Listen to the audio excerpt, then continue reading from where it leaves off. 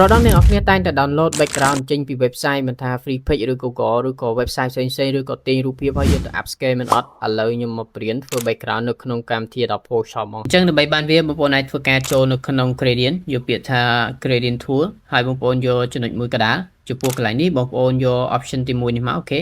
ហើយយើងធ្វើការគូវាបែបនេះហើយបងប្អូនអាចធ្វើការចូលនៅក្នុង filter ហើយយកពាក្យថានេះ lone quick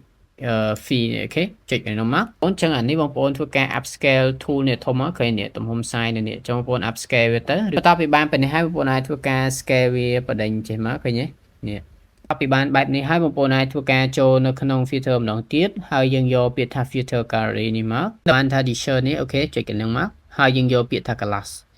អូខេបន្ទាប់ពីបានបែបនេះហើយបងប្អូនត្រូវតែដូរកន្លែង texture នេះពីអាហ្នឹងយក tiny land អូខេចេះហ្នឹងមកអញ្ចឹងវានឹងធ្វើការផ្លាស់ប្ដូរនៅទម្រង់របស់បងប្អូនហើយបន្ទាប់មកនេះបងប្អូនអាចស្រេទំហំ size ចង់បានបែបណាគឺស៊ីសងលើហ្នឹងហើយបន្ទាប់មក smooth អូខេ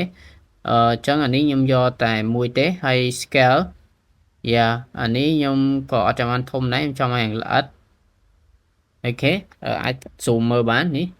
អូខេវាចេញទម្រង់បែបនេះបន្ទាប់ពីបានបែបនេះហើយបងប្អូនអាចធ្វើការ click OK